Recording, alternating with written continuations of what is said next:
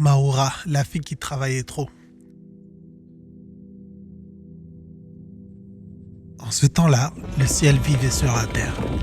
Ses fils, les nuages, tourbillonnaient et roulaient au ras du sol, s'accrochant aux branches d'acacia.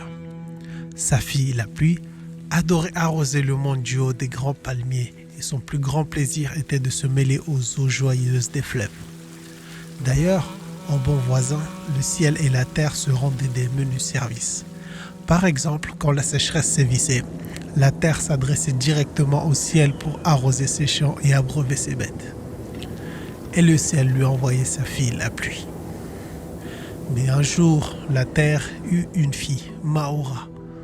Aussi intelligente que belle et très attachée à sa mère, Maura n'avait qu'un défaut, elle travaillait trop.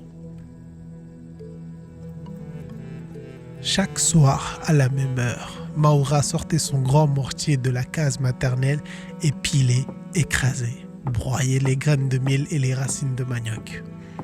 Elle pilait inlassablement. Mais le pilon était long, si long que chaque fois qu'elle soulevait, il venait cogner douloureusement le front du ciel. « Ah, pardon, ciel !» s'excusait-elle. « Veux-tu te pousser un peu ? Je n'ai pas assez de place pour mon pilon. » Et le ciel, maugréant en se frottant la bosse qu'il avait eue au front, se haussait un peu. Maura poursuivait sa besogne. 1, 2, 3 coups de pilon. « Ah, pardon, ciel !» s'exclamait la jolie fille tout son ouvrage. « Pousse-toi encore, veux-tu ?» Et le ciel de se hausser encore, aussi furieux qu'embarrassé. Que faire en effet contre une fille qui travaille avec tant d'ardeur ? Maura, quant à elle, pilait toujours. Et plus elle pilait, plus le pilon s'allongeait et heurtait le ciel, qui s'éloignait chaque soir un peu plus, emportant avec lui ses fils, les nuages facétieux, et sa fille, la pluie, qui pleurait. Tous les jours, la même scène se renouvelait.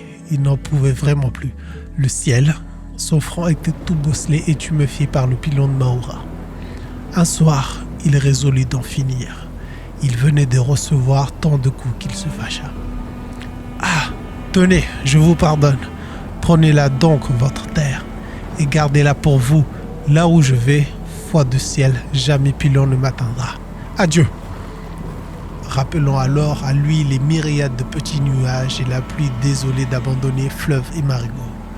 Le ciel s'en alla si haut que la terre s'en inquiéta. Et s'il allait disparaître? Maura, elle, resta près de sa mère avec son pilon, son mortier et ses grains. Un jour pourtant, le ciel lui manqua.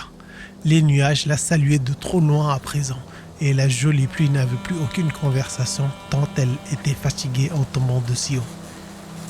Alors, Maura voulut s'en faire pardonner. Dans l'eau du fleuve, elle trouva une énorme pépite d'or et au fond d'une caverne, elle ramassa un beau caillou d'argent.